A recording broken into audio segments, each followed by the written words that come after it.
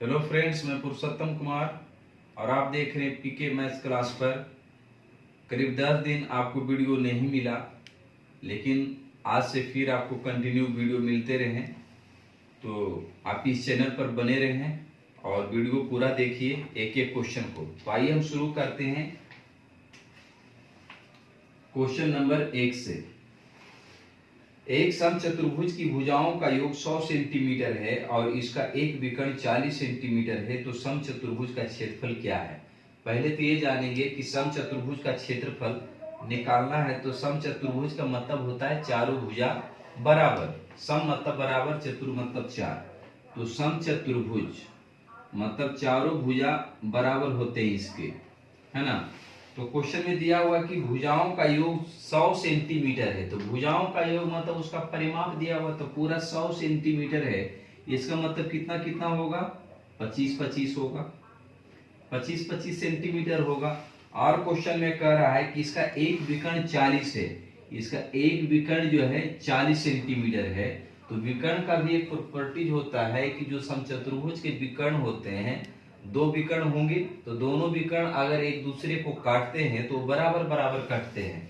मतलब अगर ये विकर्ण होगा तो ये बराबर बराबर कटेगा। तो अगर ये पूरा 40 है तो मतलब ये 20 होगा और ये भी 20 हो जाएगा। तो दूसरा विकर्ण निकालेंगे तभी तो हम क्षेत्रफल निकालेंगे ना, क्योंकि समचतुर्भुज का क्षेत्रफल होता है 1/2 और एक विकर्ण इंटू दूसरा विकर्ण। तो देखिए यहाँ हम ट्रिपलेट लगाएंगे, क्योंकि यहाँ पर विकर्ण जब कटता है तो यहाँ पे 90 डिग्री का समकोण बनता है, 90 डिग्री का कोण बनता है। तो देखिए 3, 4, 5 का ट्रिपलेट है। अगर इसमें मैं 5 से गुणा कर लूं, 5 से गुणा कर लूं तो 5 पचे 25 और 5 चौक 20। तो ये 25 और 20 मिला हुआ है तो कौन सा होगा, ये 5 तिया 15, मतलब ये 15 हो गया। तो ये भी हमारा कितना हो जाएगा, 15 हो गया। मतलब पूरा विकर्ण अब कितना हो गया, 30 हो गया। तो क्षेत्रफल बराबर क्या होता है, 1/2 इंटू D1 पहला डायगोनल और ये दूसरा डायगोनल, मतलब 1/2 और D1 मतलब पूरा 40 और पूरा 30। तो काट लीजिए 20 और 20, 30 दूना 60 पर एक 0, 600 सेंटीमीटर स्क्वायर क्या हो गया, क्षेत्रफल हो गया। नंबर है, एक व्यापारी अपने माल पर लागत से 20% अधिक मूल्य अंकित करता है तथा 10% की छूट देता है, तो प्रतिशत लाभ क्या है। देखिए लागत मूल्य से 10% अधिक मूल्य अंकित करता है, मतलब मान लीजिए लागत मतलब CP अगर 100 है तो उसका जो MP है इससे कहता है कि 20% ज्यादा अंकित करता है, मतलब 120 रुपये अंकित करेगा। उसके बाद कहता है कि 10% छूट देता है, तो जो छूट होता है MP पर निकलता है, तो इस पे 10% छूट देगा, मतलब 90% में बेचेगा। तो 120 का 90% कितना हो जाएगा, 108, और ये हमारा क्या निकल गया, SP निकल गया। तो कह रहा है प्रतिशत लाभ, तो लाभ और हानि जो निकलता है CP पर निकलता है। तो 100 से 108 कितना ज्यादा है, 8 ज्यादा है, मतलब 8% क्या है, लाभ हो रहा है। तीसरा क्वेश्चन देखेंगे हम।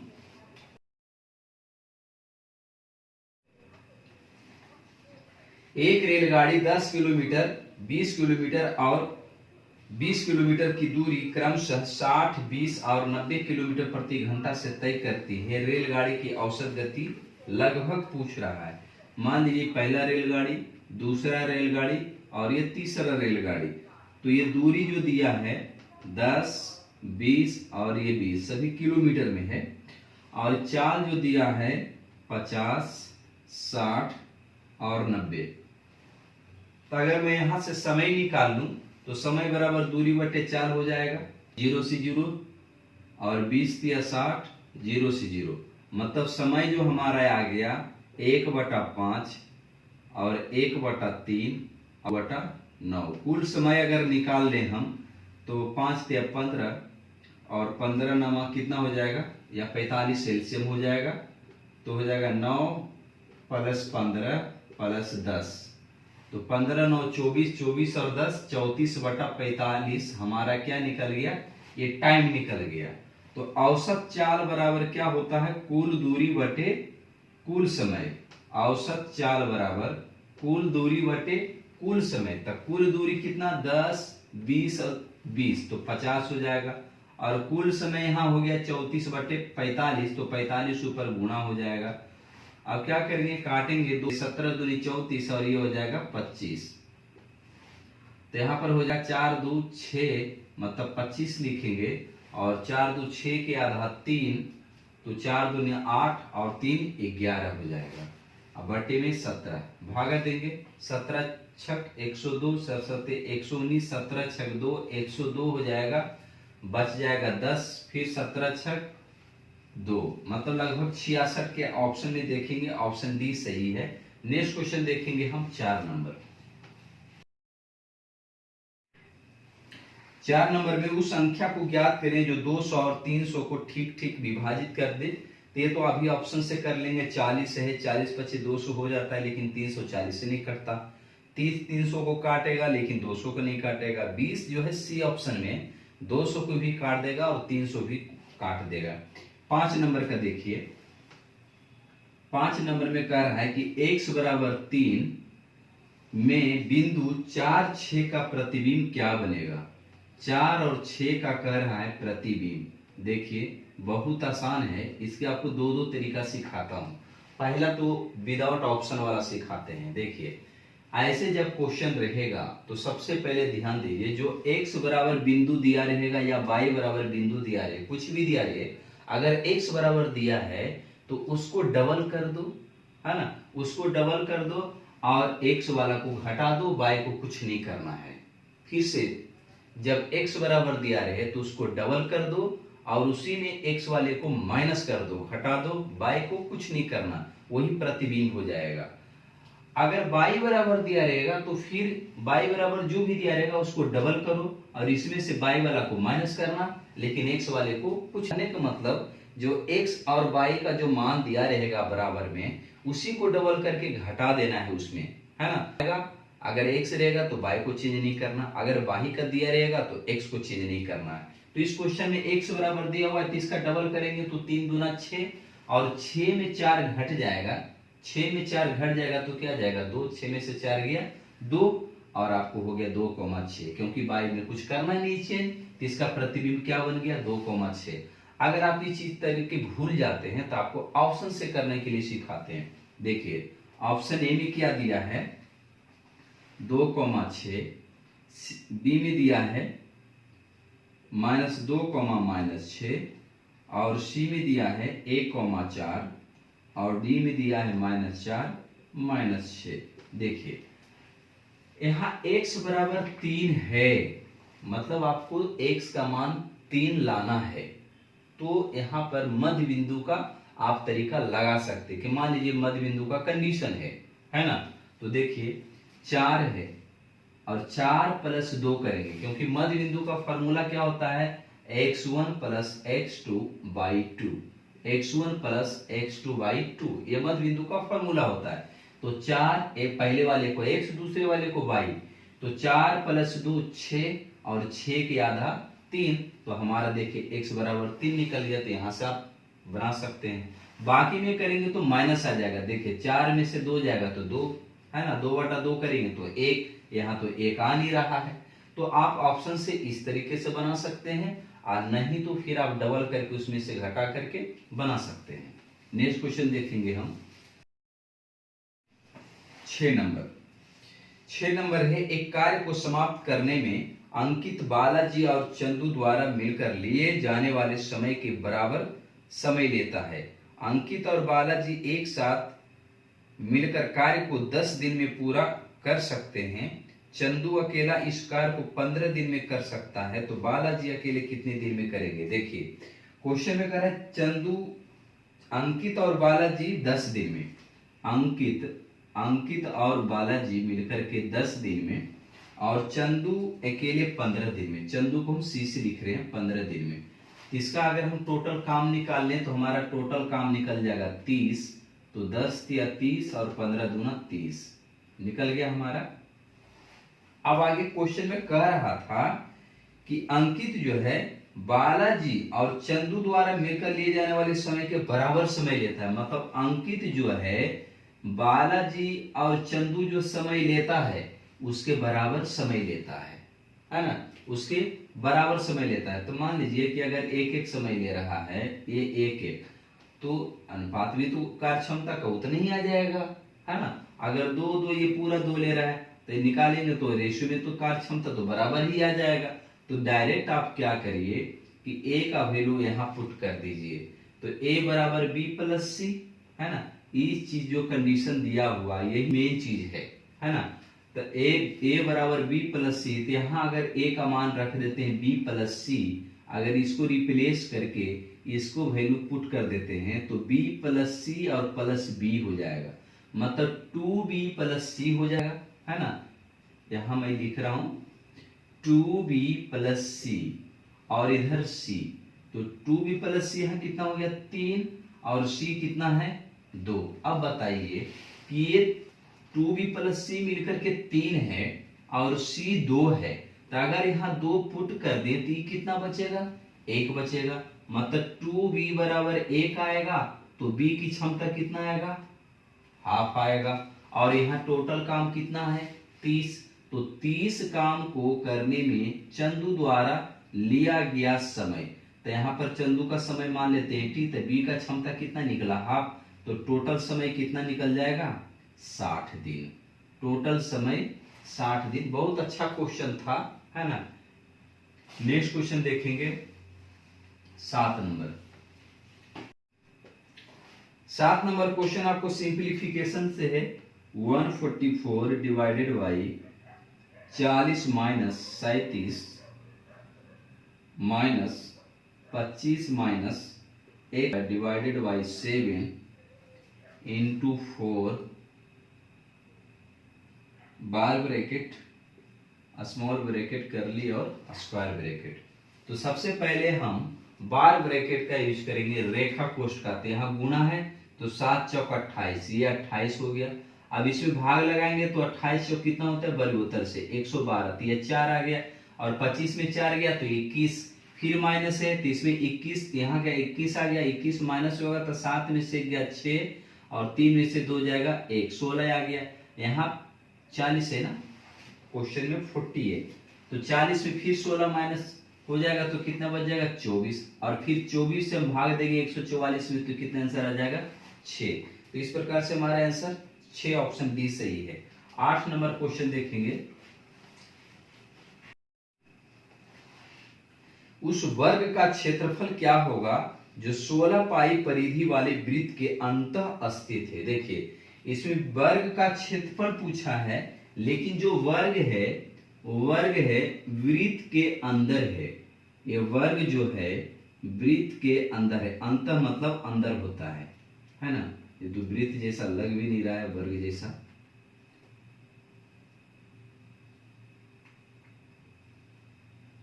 चलिए लगभग लग रहा है। मान लीजिए वर्ग है ना, तो चारों भुजा इसकी बराबर हो जाएगा।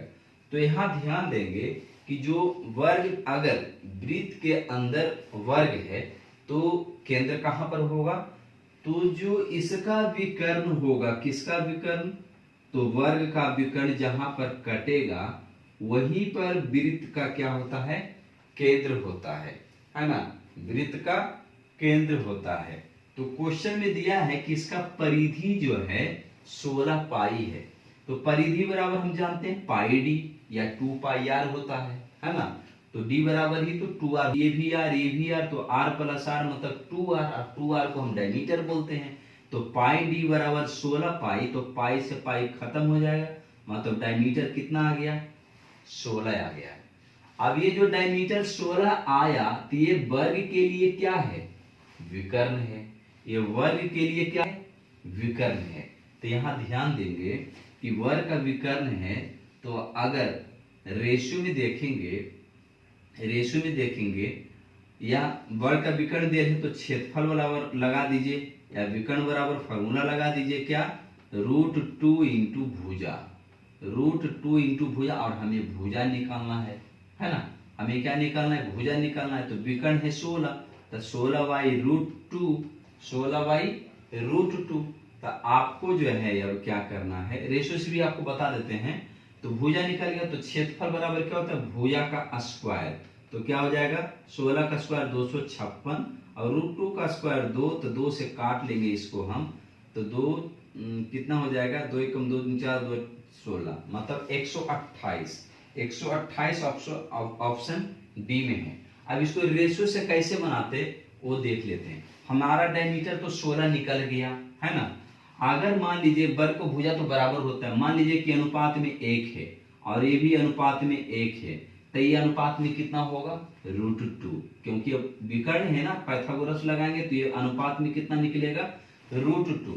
तो ये जो 16 निकला वैल्यू किसके बराबर, √2 का वैल्यू। √2 का वैल्यू किसके बराबर हुआ, 16 की वैल्यू। तो हमको भुजा तो 1 के अनुपात में है, तो 1 की वैल्यू निकालने के लिए 16/√2 करेंगे, तो ये भुजा निकला। तो क्षेत्रफल क्या होता है, स्क्वायर होता है, तब इसका स्क्वायर कर देंगे तो फिर आपको यही आंसर निकल जाएगा। तो आपको फार्मूला अगर नहीं याद है तो आप रेशियो मेथड से बना सकते हैं। नेक्स्ट क्वेश्चन देखेंगे हम। 9 नंबर में है, राकेश, दिनेश और महेश ने एक व्यापार में क्रमशः 5,000, 8,000 और 12,000 लगाए। वर्ष के अंत में 500 के लाभ में दिनेश का लाभ क्या होगा, भाग क्या होगा। तो आसान सा क्वेश्चन है। दिनेश, राकेश, दिनेश और महेश, ये लगाया 5,000 और ये लगाया है 8,000 और ये लगाया है 12,000। देखिए इस प्रकार के क्वेश्चन में जो कट रहा है उसको हम छोटा कर लेंगे काट करके। तो यहाँ रेशियो निकल गया 5, 8 और 12। अब आगे कह रहा है वर्ष के अंत में प्राप्त 1,500 के लाभ में से। तो वर्ष के अंत में और कोई कंडीशन नहीं रहा है इसमें कि कौन कितना महीना रहा या कितना महीने के बाद छोड़ दिया है। तो इसका मतलब सभी 1 साल तक, वर्ष के अंत मतलब 12 महीने, तो 12 महीने सब रहा है। तो 12 से गुणा करे या ना करे बात तो बराबर है, क्योंकि रेशियो में तो फिर कट जाएगा। तो टोटल यहाँ देखिए कितना लाभ, 12, 8, 20 और 25। तो जो 25 का वैल्यू है क्वेश्चन में कितना दिया है, 12,500। 12,500 तो इसको काट लेंगे, 25 25 125, तो 1 की वैल्यू 500। तो क्वेश्चन में पूछ रहा है दिनेश, तो दिनेश तो ये सेकंड वाला पार्ट है, तो 8, तो 8 की वैल्यू कितनी हो जाएगी, 8 × 5 = 40, मतलब 4,000। तो 4,000 दिनेश का भाग हो जाएगा, लाभ होगा। नेक्स्ट क्वेश्चन देखते हैं हम 10 नंबर। एक स्टीमर नदी की धारा की दिशा में 2 बंदरगाहों के बीच की दूरी 4 घंटे में तय करता है, जबकि वही दूरी धारा की विपरीत दिशा में 5 घंटे में तय करता है। यदि नदी की धारा की गति 2 किलोमीटर प्रति घंटा है तो दोनों बंदरगाहों के बीच की दूरी क्या होगी। देखिए 4 घंटे में तय करती है धारा की दिशा में। धारा की दिशा को हम प्लस लिखते हैं और धारा की विपरीत दिशा को हम माइनस लिखते हैं, मतलब एक डाउन स्ट्रीम और एक अप स्ट्रीम। तो क्या हो जाएगा, 4 घंटे में धारा की दिशा में, मतलब ये 4 घंटा धारा की दिशा में, ये टाइम है, ध्यान देंगे ये टाइम है। और धारा की विपरीत दिशा में 5 घंटा है ना। अगर हम स्पीड निकाल लें तो क्या हो जाएगा, 5:4। एलसीएम इसका क्या हो जाएगा, 20, मतलब ये जो 20 आया ये क्या आया, डिस्टेंस आया। ये क्या निकला, डिस्टेंस। अगर आप ऐसे भी गुना करेंगे, डिस्टेंस बराबर दूरी बराबर 4 गुने समय, ये क्योंकि ये तो 4 निकला है तो 5 चौका 20 ही आएगा, कोई फर्क नहीं पड़ता। अच्छा यहाँ गलती लिखा गया क्या, हाँ 4, 5:4। अब आगे क्वेश्चन में कह रहा है यदि नदी की धारा की गति 2 किलोमीटर प्रति घंटा है। धारा की गति दिया हुआ है ना, धारा की गति दिया हुआ है कितना, 2 किलोमीटर पर आवर। यहाँ ध्यान देंगे कि धारा की गति कम होगा और उसमें जो नाव चलेगा उसका गति ज्यादा होगा, तभी तो धारा की विपरीत दिशा में चढ़ सकता है ना। तो इसका मतलब है कि धारा की गति कम, तो एक प्लस और एक माइनस वाला रहता है, तो हम छोटा वैल्यू घटा करके आधा करते हैं और बड़ा वैल्यू हम जोड़ के आधा करते हैं। तो धारा की चाल कम होगा तो हम घटा के आधा करेंगे, तो 5 में से 4 गया 1 और 1 के आधा, मतलब आधा ही बोलेंगे 1/2। तो 1/2 का जो वैल्यू है किसके बराबर है, 2 की वैल्यू है। तो 1 की वैल्यू कितनी हो जाएगी, तो यहाँ गुना हो जाएगा तो 4 हो जाएगा, है ना, 4 हो जाएगा। तो यहाँ पर 20 की वैल्यू कितनी होगी, तो 20 चौक 80 किलोमीटर, मतलब वो टोटल दूरी कितना था, 80 किलोमीटर की दूरी था। नेक्स्ट क्वेश्चन देखते हैं हम 11 नंबर क्वेश्चन में है यदि ताश की गड्डी एक का एक पत्ता खींचा जाता है तो ताश का एक पत्ता जिसकी संख्या 3 से अपवर्त होने की प्रायिकता क्या है। देखिए इसमें जो पत्ता खींचना है 3 के अपवर्त होनी चाहिए, तो 3 के अपवर्त, तो ताश के पत्ते में जो खेलते हैं उनको मालूम होगा कि 3 फिर 6 और फिर 9 और क्या 12, तो 12 तो रहता नहीं है, लेकिन 12 के बदले आप बादशाह बोल सकते हैं, है ना, या जो भी हो, लेकिन 12 तो कहीं लिखा नहीं रहता, मतलब यही 3 पत्ता है जो 3 के गुणज के रूप में। अब जैसे अगर 5 के गुणज में रहता तो 5 और 10 होता है ना, 20 तो आता है नहीं उसमें। अगर 2 के गुणज में रहता तो 2 होता है, 4 होता है, 6 होता है, 8 होता है और फिर 10 होता है। लेकिन क्वेश्चन में 3 के अपवर्त के मतलब 3 के गुणज वाला पाना चाहिए। तो बताइए 3 कै गो होता है, 4 पत्ती होगा। फिर ये छक्का भी जो है कै पत्ती होगा, 4 पत्ती होगा। और नहला भी जो होगा कै पत्ती हो गया, 4 पत्ती होगा। इसका मतलब ये टोटल पत्ती आने की संभावना कितना है, 12 पत्ती। पत्ती 12 पत्ती, लेकिन टोटल कितना है, क्योंकि प्रायिकता में जो है आने की संभावना लिखते हैं और बटे में जो कुल संभावना है उसको हम बटे में लिखते हैं। तो नीचे कुल पत्ती कितना होता है, 52 पत्ती होते हैं, तो बटे में 52, तो कितना हो जाएगा, 4 से काट लेंगे, 4 या 12 और 4 से काट लेंगे 13 चौक 52, मतलब 3/13 जो है प्रायिकता हमारा सही आंसर है और आपको ऑप्शन ए है। नेक्स्ट क्वेश्चन देखेंगे हम।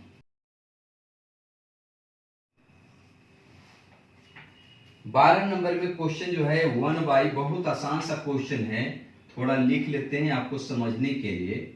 √2 + 1 फिर +1/√3 प्लस √2 फिर +1/√4 प्लस √3 फिर डॉट डॉट प्लस 1/√100 और प्लस √99 का वैल्यू कितना होगा। बहुत आसान क्वेश्चन है। देखिए जब भी ऐसा क्वेश्चन रहेगा तो क्या करना है, सबसे पहले नीचे वाले का अंतर ले लो, ठीक है, नीचे वाले का अंतर ले लो कि अंतर कितना आ रहा है, तो अंतर 1 आ रहा है ना, अंतर 1 आ रहा है।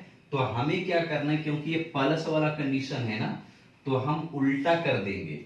नीचे प्लस वाला कंडीशन है तो हम उल्टा करके लिखेंगे, मतलब इधर है कितना 100, तो √100 का वैल्यू कितना होता है 10, और इधर पहला वैल्यू कितना है 1, तो 1 का 1 ही रहेगा, दोनों को घटा दो तो हमारे आंसर कितना आ गया 9। लेकिन ये हुआ कैसे, तब देखो हुआ कैसे, इस चीज को मैं समझाता हूं।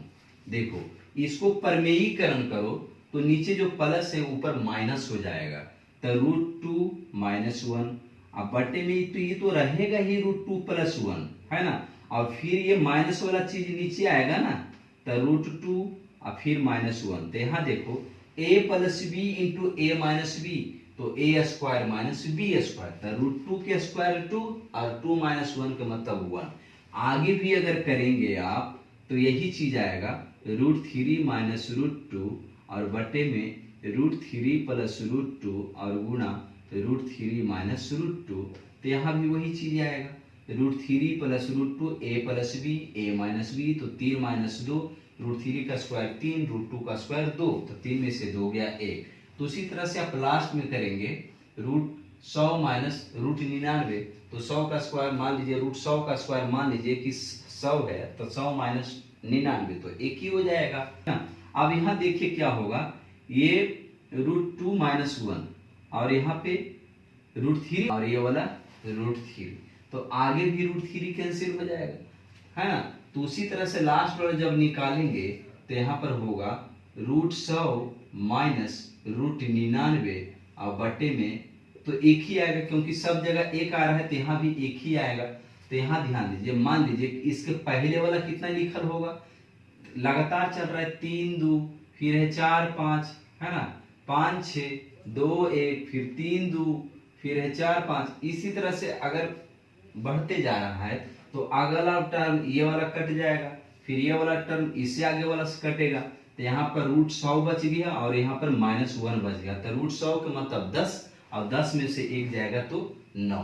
तो इस तरह के क्वेश्चन में डायरेक्ट करने का है, यहाँ से पकड़ लेना तो 10 और यहाँ से पकड़ लेना 1 और घटा दो तो हमारा आंसर 9 हो जाएगा।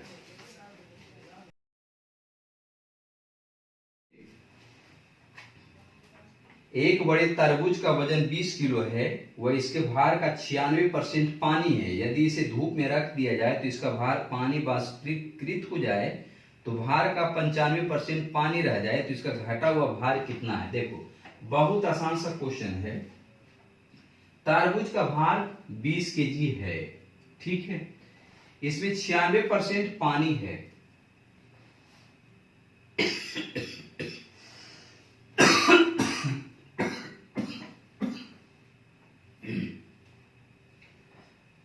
%96 पानी है और वो धूप में उड़ जाता है, इसका मतलब कितना परसेंट बच जाता है, तो 4% बचेगा। दूसरे कंडीशन में इसका कि पानी उड़ जाता है तो भार का 95% पानी रह जाता है, मतलब कितना रहा होगा, तो मान लो कि x रहा होगा तो 95% पानी उड़ गया तो कितना बचा है 5%। परसेंट से परसेंट खत्म हो गया और 5 चौक 20, मतलब कितना बार रह गया 16 रह गया। नेक्स्ट क्वेश्चन देखेंगे। जब 4x पर पावर 6 माइनस 5x³ माइनस 3 को x³ माइनस 2 से विभाजित करते हैं तो शेष क्या बचता है। बहुत आसान क्वेश्चन है। ऐसे वाला क्वेश्चन रहेगा तो इसके बराबर 0 करो तो x बराबर q बराबर 2 आ जाएगा।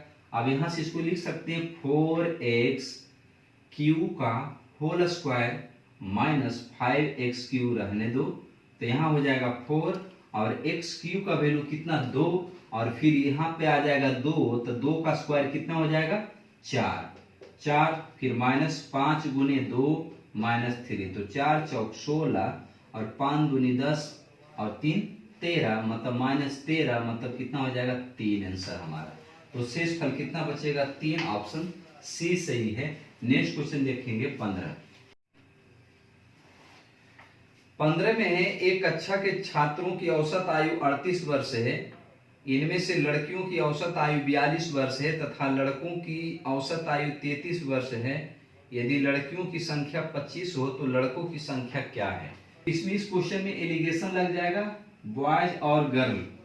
इसमें कह रहा है कि लड़कियों की औसत आयु 42 है तो लड़की की 42 है और लड़कों की औसत आयु 33 है और जो कुल छात्रों की औसत आयु है तो 38 है। एलिगेशन पता कैसे करते हैं ये तो पहले सोच रहे होंगे आप, है ना। एलिगेशन पता करने के लिए टोटल वैल्यू जो 2 वैल्यू एक्स्ट्रा दिया हुआ है जिनके बारे में बात की जा रही है, क्या उन दोनों से एक से ज्यादा है और एक से कम है तो एलिगेशन लग जाएगा, है ना। तो यहाँ पर 33 और 5 38 हो जाएगा और 38 और 4 42 हो जाएगा। अब क्वेश्चन में कह रहे हैं लड़कियों की संख्या 25 है तो 5 की वैल्यू 25 है ना। 5 की वैल्यू 25 है तो 1 की वैल्यू कितनी आ जाएगी 5 आ जाएगी। तो यहाँ 1 की वैल्यू 5 से गुणा कर लेंगे तो कितना हो जाएगा 20, मतलब लड़के की संख्या कितना है 20 आंसर है। नेक्स्ट क्वेश्चन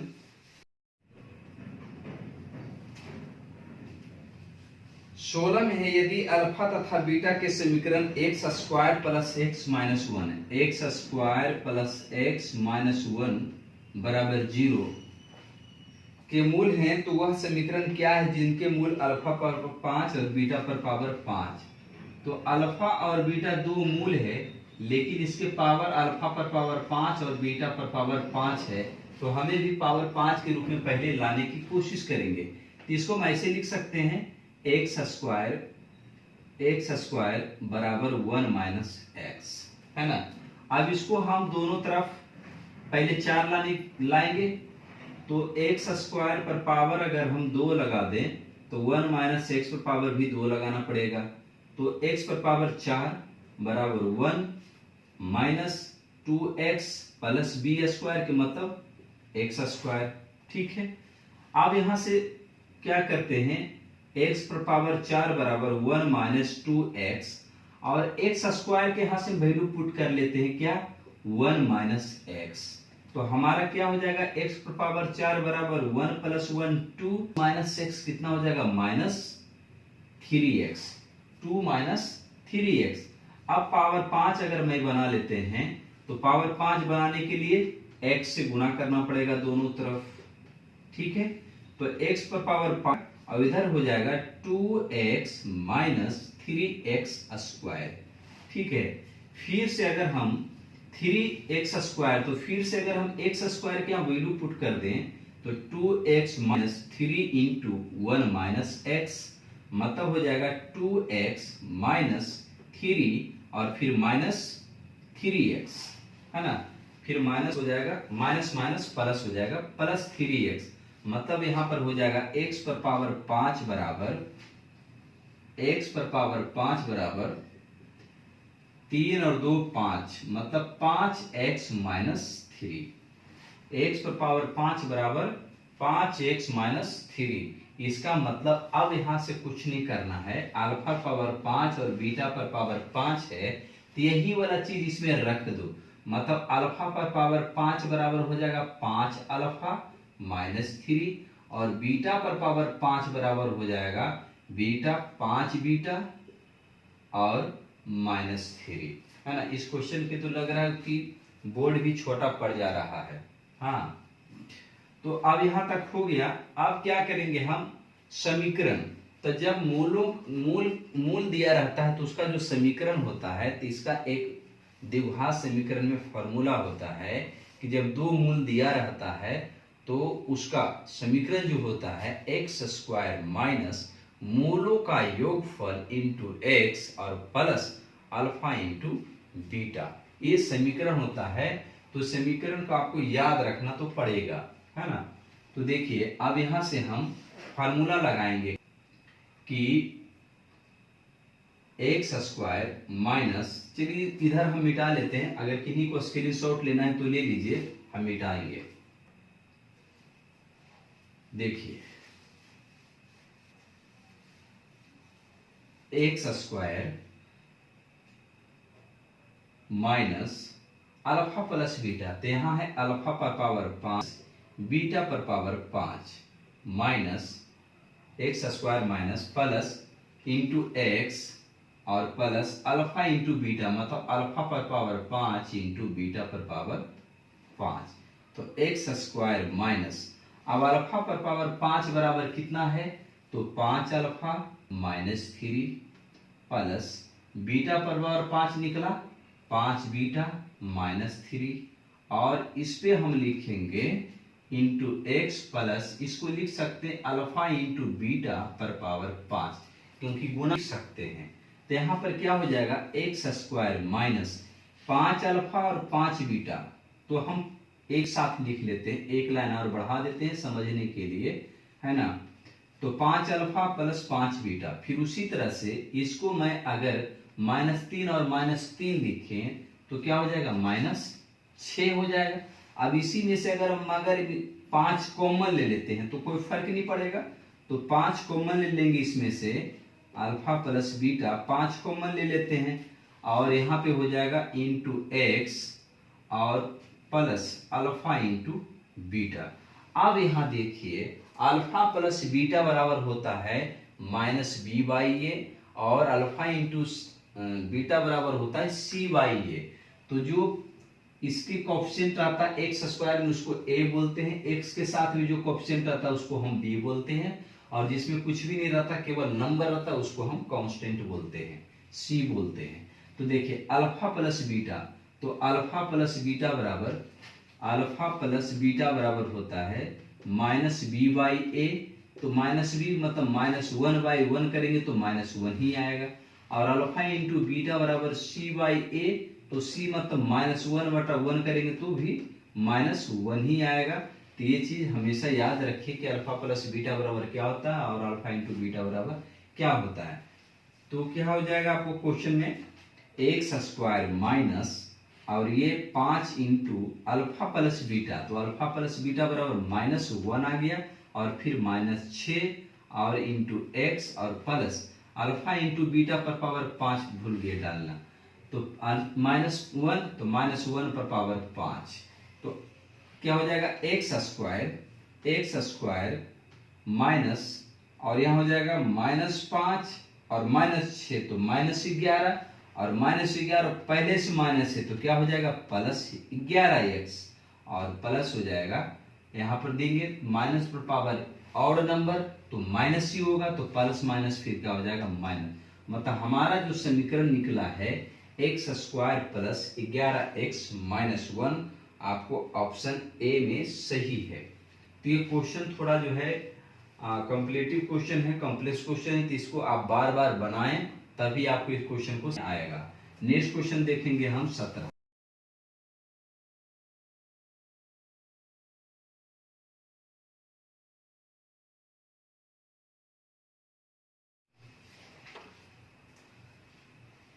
में है एक निश्चित राशि को 5% चक्रवृद्धि ब्याज की दर से 3 साल के निवेश करने पर 2522 का ब्याज मिलता है, तो मूलधन क्या है। तो मतलब हम जानते हैं 1/20, मतलब हमारा हो जाएगा 21/20, ये तो पावर 3 कर देंगे, 21 का क्यूब 9261 और ये 20 का क्यूब 8000, ये हमारा अमाउंट निकल गया, ये हमारा प्रिंसिपल निकल गया, तो CI की हटा लेंगे तो 1261।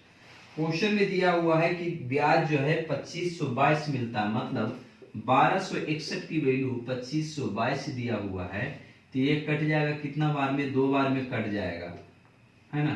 2 कम 2 6 दूनी 12, मतलब एक की वैल्यू कितना आ गया 2। तो क्वेश्चन में कह रहा है कि मूलधन क्या है, तो मूलधन यहाँ कितना है 8000, तो 8000 की वैल्यू कितना हो जाएगा 16000 answer. Next question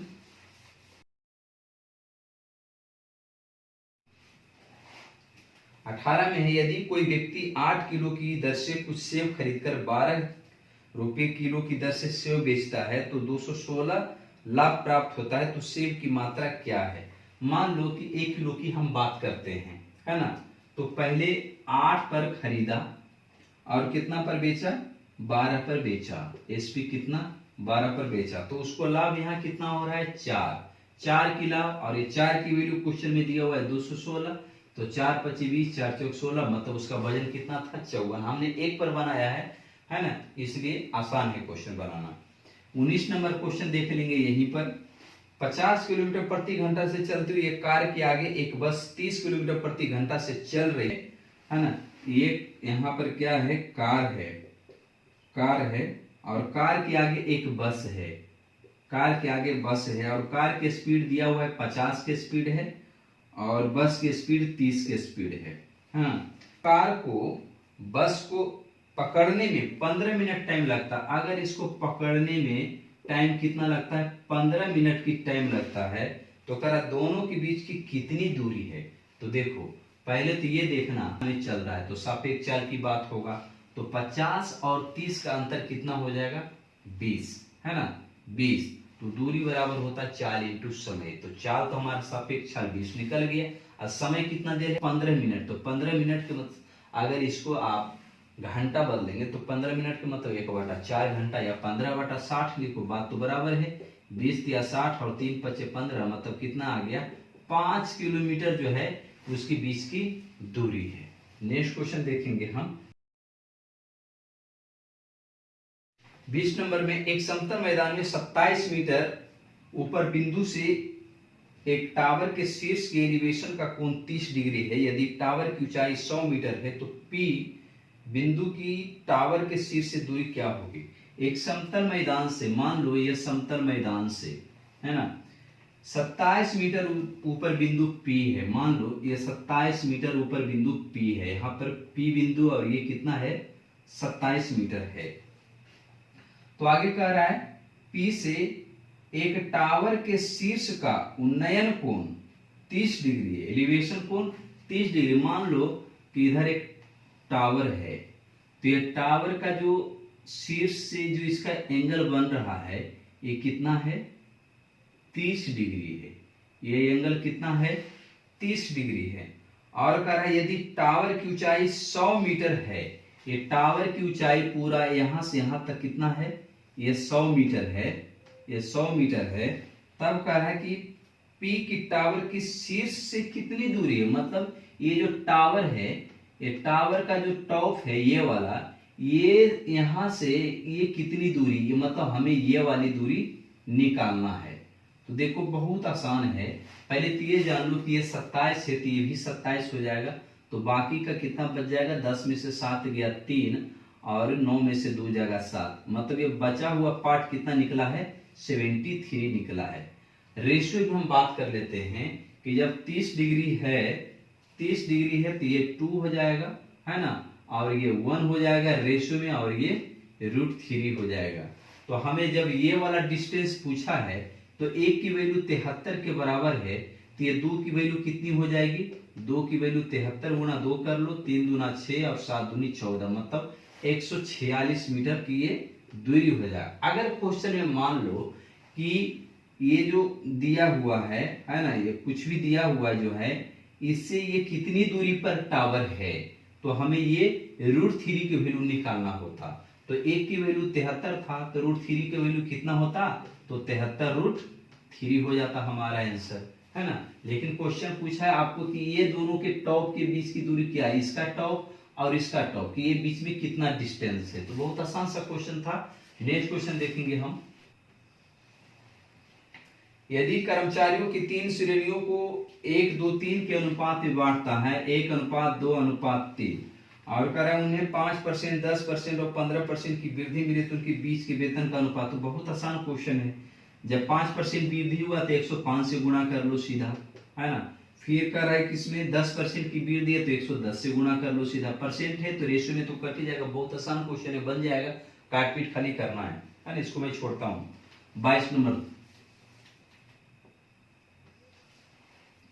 alpha plus beta बराबर 90 डिग्री, अल्फा प्लस बीटा बराबर 90 डिग्री, और कह रहा है अल्फा बराबर 2 बीटा। तो क्वेश्चन में है cos square alpha plus sine square beta.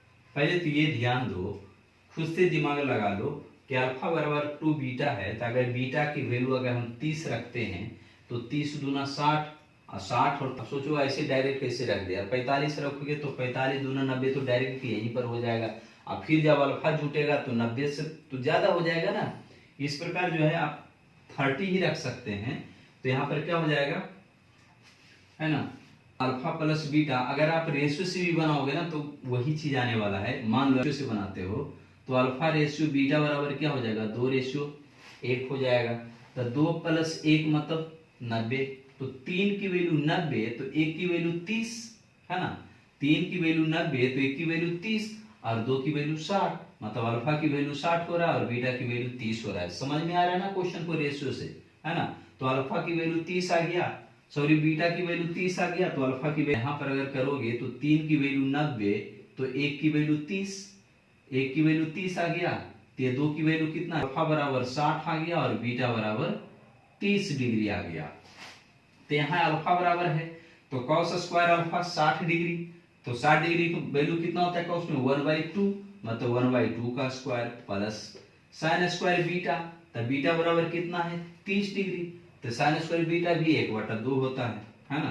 तो 1/2 तो कितना हो जाएगा, 2/4, मतलब कितना हो जाएगा 1/2 आंसर। 1/2 आंसर आपको ऑप्शन बी सही है। नेक्स्ट क्वेश्चन देखेंगे हम 23।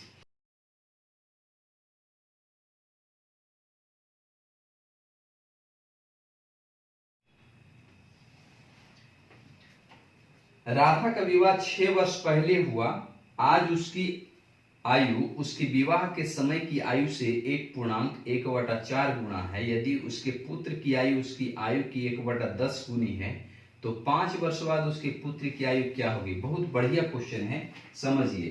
विवाह 6 वर्ष पहले हुआ, तो एक बात है विवाह की बात, आज मतलब वर्तमान की बात, आज मतलब वर्तमान की बात, अभी की बात, अभी मतलब अभी नहीं, है ना।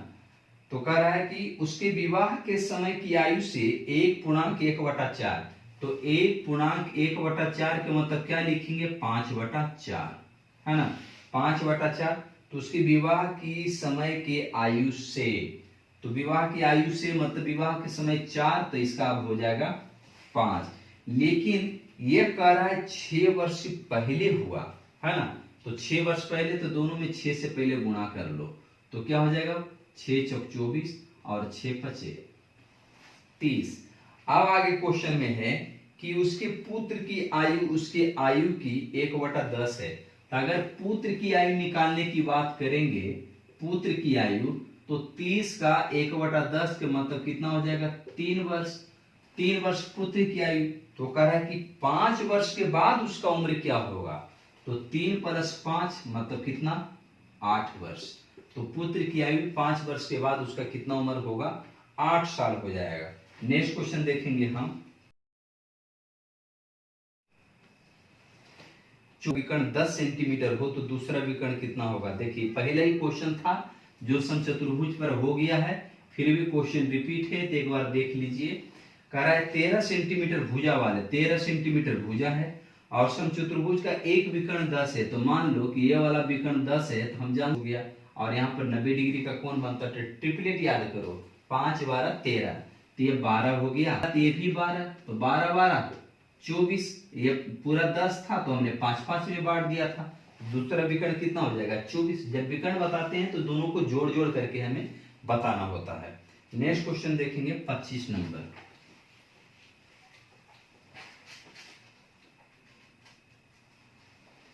25 में 1550 रुपये आंशिक रूप से 5% और आंशिक रूप से 8% की ब्याज दर पर ऋण लिया। 3 वर्ष बाद कुल ब्याज 3000 प्राप्त हुआ, तो उधार दिए गए अनुपात 5% से 8% होगा। मतलब रेशियो पूछ रहा है, रेशियो पूछ रहा है, तो यहाँ पर हम एलिगेशन लगाने की बात करते हैं। देखिए अगर मैं कुल निकालूं, 3 साल पर ही कुल निकालूं, क्योंकि पूरा कहानी तो 3 वर्ष के बाद की ही बात है ना। पूछ रहा है 3 वर्ष के बाद ही 5% और 8% पर क्या। तो अगर मान लेते हैं कि 3 वर्ष के बाद उसका रेट क्या होगा, तो हमारा एलिगेशन लग जाएगा। देखिए तो प्रिंसिपल दिया हुआ, हम जानते हैं कि एसआई जो होता है पीआरपी परसेंट होता है। पीआरपी परसेंट को हम एसआई बोलते हैं, और क्वेश्चन में एसआई दिया हुआ है 300। प्रिंसिपल कितना दिया हुआ है, 1550। रेट तो हमें निकालना, और टाइम दिया हुआ है 3 ईयर, तो इधर हो जाएगा 300। अगर परसेंट इधर हटाएंगे तो इधर गुना 100 हो जाएगा। काट कुटी कर लेना है, 0 से 0 1 0 कट जाएगा। फिर इधर हम काट लेते हैं, 5 दूना 10, 5 से 5 तिया 15, 5 से कम 5, 3 से ही 100 बार में, मतलब रेट बराबर आ जाएगा 200/31। तो रेट जो हमारे 200/31% जो आया है, रेट आया है एलिगेशन वाला आया है ना, एलिगेशन वाला रेट आया है। अब यहाँ पर एलिगेशन लगाएंगे तो पहला 5% था और दूसरा 8% था, तब यहाँ पर एलिगेशन में आ गया 200/31%, परसेंट में रहेगा। तो यहाँ पर क्या हो जाएगा, क्योंकि गुना 100 हुआ तो परसेंट में ही रहेगा इधर। हाँ अब यहाँ पर देखो, काटेंगे, गुना करेंगे, घटाएंगे, तो 5 से कम 5 और 5 तिया 15, मतलब कि 155, और 2 से जब घटाएंगे तो कितना आ जाएगा, 45, है ना।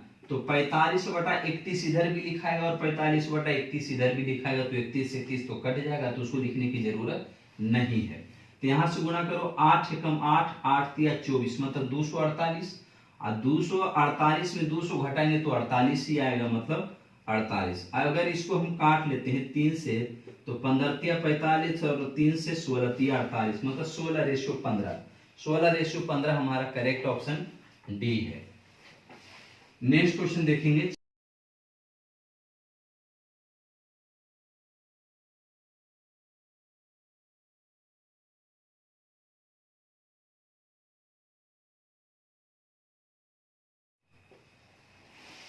छब्बीस में है, 2 नल ए और बी एक हौज को 24 मिनट और 32 मिनट में भर देता है। यदि दोनों नलों को एक साथ खोल देते हैं तो बी को कितने समय बाद बंद कर दिया जाना चाहिए ताकि हौज 18 मिनट में भर जाए। ए और बी, लेकिन दोनों भरने वाला ही है, तो एक 24 है और एक 32 मिनट में भर रहा है, तो एलसीएम हो जाएगा 96। 24 चौक 96 और 32 तिया 96। अब यहाँ पर है कि 1 मिनट में ये 4 भरेगा और 1 मिनट में 3 भरेगा, लेकिन क्वेश्चन में कह रहा है कि बी को कब बंद कर दें कि 18 मिनट में टंकी भर जाए। इसका मतलब बी को बंद करने की बात बोला है ना, ए के बारे में तो कुछ भी नहीं बोला। इसका मतलब ए जो है 18 मिनट तक पानी भरते रहेगा, तो 18 मिनट तक में ए कितना भरा होगा, उसके बाद पूरा टंकी में से जो खाली बचेगा उसी को तो बी भरेगा ना, है ना। या उसी को बी भरेगा तब उसको बंद कर देगा। ठीक है, तो यहाँ पर देखो पर कितना हो गया, बी की बात 18 मिनट की बात है, तो 18 चौक 72 मिनट में कितना भर लिया, 72। तो बाकी कितना रह गया बी के लिए भरने, 18 चौक 72, 96 में 72 घटा लेंगे तो 6 में से 2 गया 4, 9 में से 2 जाएगा 7, सॉरी 9 में से 7 गया 2। तो 24 जो है उसको भरने का है 3 की क्षमता से, तो कितना गया 3 8 24, मतलब 8 मिनट में का हो गया। अगर इसको प्रॉपर तरीके से लिखने के लिए चाहो तो ऐसे लिखेंगे, पूरा 96 है, ये 18 मिनट तक, क्योंकि बी के बारे में बात कहा था, ए के बारे में कुछ बोला नहीं था, मतलब ए जो है लास्ट टाइम तक रहेगा।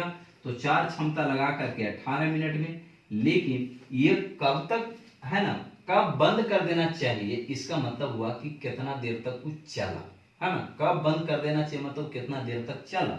तो मान लो टी टाइम तक चला 3 क्षमता लगा करके, तो 18 चौक 72 इधर आके घट जाएगा तो बच जाएगा कितना 24, इधर 3t तो 3 से काट लो, 3 8 24, मतलब कितना देर में 8 मिनट तक कुछ चला, मतलब 8 मिनट के बाद उसको बंद कर देना चाहिए। नेक्स्ट क्वेश्चन देखेंगे 27। 27 में क्वेश्चन बहुत आसान है, आपको माद का बहुलक से दिया क्वेश्चन है ना। इसको सजा करके या तो आरोही क्रम या तो अवरोही क्रम में लिखना है। मैं डायरेक्ट लिख रहा हूं आरोही क्रम बढ़ते क्रम में, 12 13 13 13 और 14 फिर 15 16 18 और 21, है ना।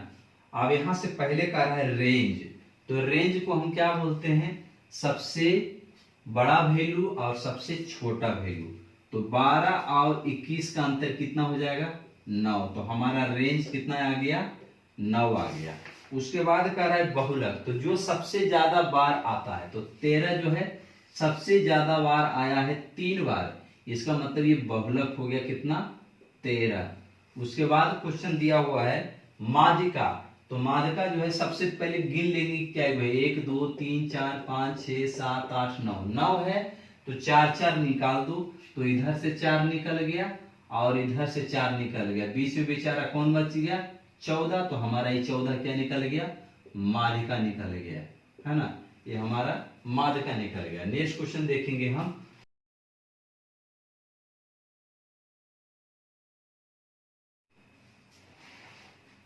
28 में दिया हुआ है 1/1 plus a plus 1/1 plus b plus 1/1 plus c बराबर 1।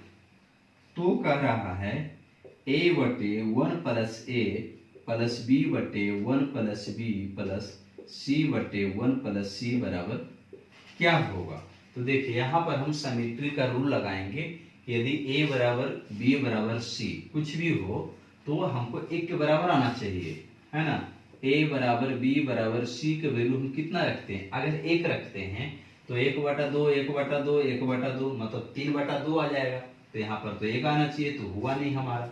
अगर हम 2 रखते हैं मान लो, तो 1/2 प्लस 1 3, तो 1/3 1/3 1/3 मतलब 3/3, तो हमारा 1 आ जाएगा, है ना। तो ये तो हमारा कंडीशन फुलफिल हो गया।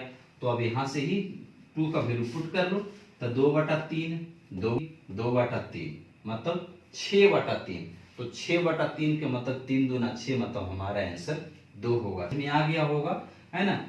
ए बराबर सी बराबर बी बराबर सी बराबर हमने 2 रखा है, सिमेट्री में ऐसा नियम है कि हम वैल्यू पुट करके देखते हैं। हाँ, तो 1/2 प्लस 1 3, यहाँ भी 2 प्लस 1 3, यहाँ भी 2 प्लस 1 3, तो 1/3। आप सोच रहे होंगे कि 2 आया कैसे, 2 आया नहीं, आपको चेक करना पड़ेगा वैल्यू पुट करके। सिमेट्री में मतलब तीनों की वैल्यू वही पुट करना है, तो और यहाँ हमें बराबर आना चाहिए, है ना। तो यहाँ पर 1/3 1/3 1/3 का मतलब 3/3 आया, तो 3/3 कट करके 1 तो बराबर आ गया, तो अब यही चीज यहाँ पर वैल्यू पुट कर दीजिए, तो 2/1 प्लस 2 मतलब 3, तो यहाँ 3, तो इधर भी 2/3 2/3, तो 6/3 के मतलब हमारा आंसर 3 दूना 6 हो जाएगा, मतलब हमारा आंसर 2 ही रह जाएगा। 29 नंबर में ज्योमेट्री से क्वेश्चन दिया हुआ है,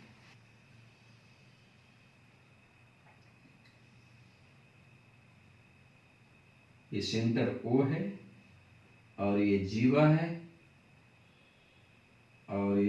हमारा रेडियस है और ये रेडियस है। यहाँ नाम दिया है सी, यहाँ ए, यहाँ बी और ये एम है और ये ओ है। तो कह रहा है कि उपरी आकृति ओ केंद्र वाले वृत्त का व्यास CD, वृत्त का व्यास CD मतलब यहाँ पर D है, तथा जीवा AB के लंबवत है, मतलब यहाँ पर 90 डिग्री का कोण बन रहा है। ठीक है, तो आगे कह रहा है AB बराबर 8 सेंटीमीटर, ये टोटल 8 सेंटीमीटर था। हम जानते हैं कि जीवा पर केंद्र से डाला गया लंब जीवा को बराबर करती है, मतलब ये 4 तो ये भी 4। ठीक है, आगे कह रहा है कि CM बराबर 2 सेंटीमीटर, CM मतलब ये वाला जो दूरी है ये वाला 2 है। ठीक है, ये वाला 2 है। तो बताओ ये वाला जो पार्ट है यहां से यहां जो दूरी है ये भी तो रेडियस है, ये भी क्या है रेडियस है, और ये 2 है तो ये कितना होगा r-2 हो जाएगा, और ये कितना r होगा। तो देखो ट्रिपलेट यहां से लग जाएगा 3 4 5, देखो 3 4 5। तो देखो यहाँ पे कि ये 4 तो ऑलरेडी है। ठीक है, लेकिन ये देखो इन दोनों के बीच में 2 का अंतर है कि नहीं है, यही है ना r-2, क्योंकि ये वाला 2 है और ये टोटल क्या है रेडियस ही है, तो ये r-2 हुआ।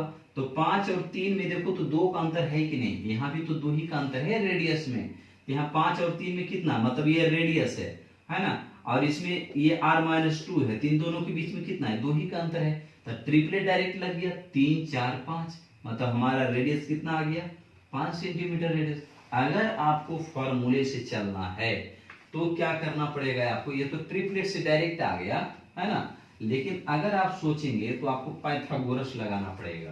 तो उसके लिए 4 के स्क्वायर प्लस r-2 का होल स्क्वायर फिर बराबर r का स्क्वायर। जब इसको आप सोल्यूशन करेंगे तब भी आपको r बराबर 5 ही आएगा, है ना, r बराबर 5 ही आएगा। नेक्स्ट 30 नंबर देखेंगे। 30 नंबर क्वेश्चन में है एक पीपा में शहद और पानी 5:2 के अनुपात में है, 49 लीटर का मिश्रण है। इस मिश्रण में शहद और पानी का अनुपात 7:4 बनाने के लिए कितनी पानी जोड़ना चाहिए। शहद, हनी और वाटर 5:2 है। अब यहाँ पे शहद और पानी का अनुपात 7:4 बनाने के लिए पानी जोड़ना चाहिए। जोड़ने की बात है, इसका मतलब शहद हमें बराबर करना है, तो बराबर करने के लिए गुणा करेंगे तो 35, तो 35 लाने के लिए 7 से गुणा, यहाँ भी 5 से गुणा, तो इधर भी 7 से गुणा और यहाँ भी 5 से गुणा हो जाएगा, है ना। तो आगे कह रहा है क्या क्वेश्चन में कि 7:4 बनाने के लिए कितना पानी जोड़ना चाहिए। तो यहाँ पर देखो 7 × 5 = 35 और ये 7 दूनी 14, तो 35 और 14 कितना होता है 49, है ना। तो 49 की वैल्यू टोटल मिश्रण क्वेश्चन में दिया हुआ है 49, मतलब एक की वैल्यू आ गया 1। तो बताओ ये पहले 14 था, अब हो गया 20, तो कितना पानी बढ़ गया 6, तो 6 की वैल्यू कितना 6 ही रह जाएगा ना, तो हमारा 6 लीटर आंसर हो जाएगा। Next 31 number.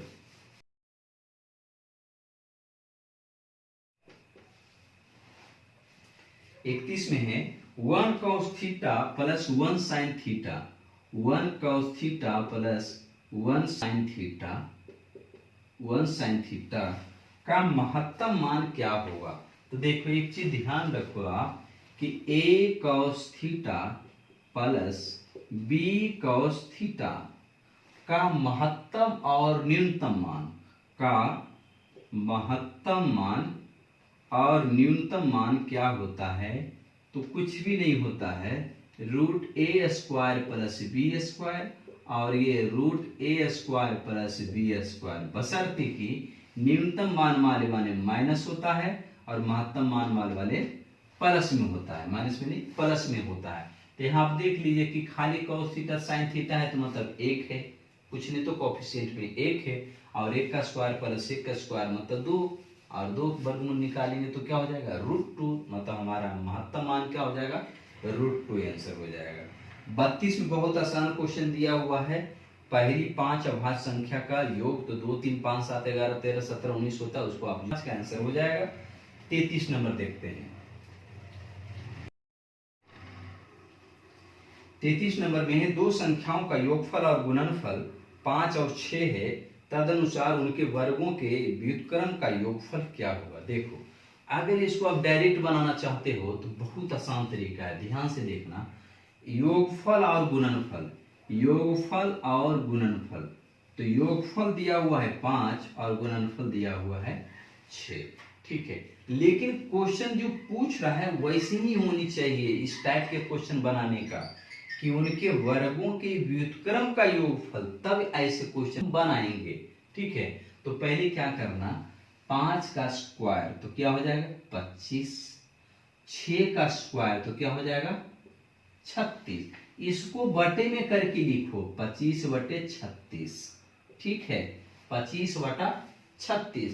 स्टेप ध्यान से देखना कि प्लस वाले को स्क्वायर किया, फिर गुणा वाले को स्क्वायर किया, गुणा वाला टर्म हमेशा नीचे रखेंगे क्योंकि एलसीएम लेंगे तो गुणा में ही आएगा, है ना, तो नीचे लिखेंगे। अब क्या करना है, ये जो गुणा वाला है ना, इसको 2 से गुणा कर दो, 2 से गुणा कर दो तो क्या हो जाएगा हमारा 6 दूना 12, और इसे माइनस कर दो तो क्या हो जाएगा 13/36। अब ये चीजें कैसे आ रहा है, आप इसको फॉर्मूले पर जब चलेंगे तो आपको समझ में आ जाएगा। देखिए, स्पष्ट कर देता हूं मैं कि मान लो कि अगर x है और y है, ठीक है, x और y है, तो यहां पर अगर आप निकालोगे 1/x² प्लस 1/y², तो यहाँ क्या लिखोगे y² और बटे में x² y², है ना। तो यहाँ इसको लिखे हम x प्लस y का whole square minus 2x xy का होल स्क्वायर।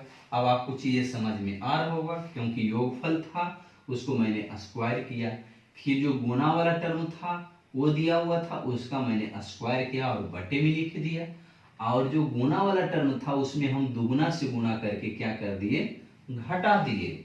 तो ये हमारा तरीका होता है।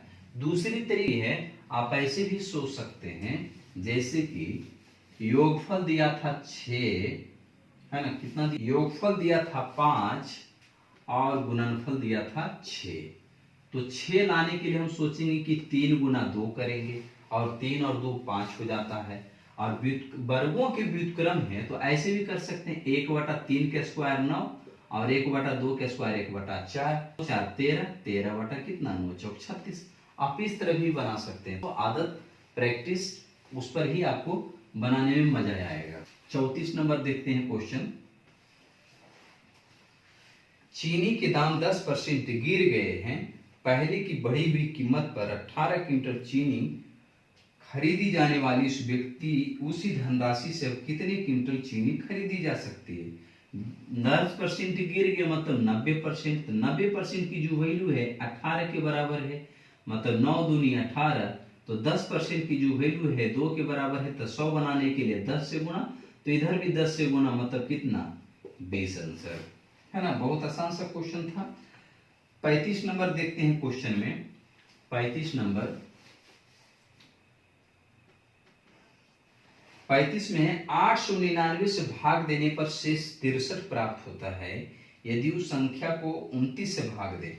899 से भाग देने पर किसी संख्या को जो है 899 से भाग देने पर शेष जो आता है 63 प्राप्त होता है, तब कह रहा है कि यह संख्या को 29 से भाग दे दें, उस संख्या को 29 से भाग दे दें तो रिमाइंडर क्या आएगा। तो देखो, इसका जो बनाने का तरीका है कि अगर इन दोनों भाग लग जाता है तो ये लग जाएगा 29 या 87 और 29 से कम 29, मतलब 31 बार में भाग लग जाएगा, तो डायरेक्ट इसमें से भाग लगा दो, ठीक है। तो 29 दूना 58 और 5 63, मतलब हमारा शेषफल क्या आ जाएगा 5 आंसर आ जाएगा। 5 आपको ऑप्शन बी सही है। तो ठीक है हमारे प्यारे दोस्तों, इस वीडियो में आपको जो है ये टेस्ट सीरीज नंबर 5 होगा, है ना, और इसमें आपको टोटल 35 क्वेश्चन आपको बिल्कुल एक एक क्वेश्चन को बिल्कुल समझा कर आपको बताया हूँ। ये वीडियो कैसा लगता है आप जरूर कमेंट करके बताएं, दोस्तों के साथ शेयर जरूर करें, और चैनल पर नए हैं तो चैनल को सब्सक्राइब करें। फिर मिलते हैं नेक्स्ट वीडियो में जल्द ही, तब तक के लिए धन्यवाद।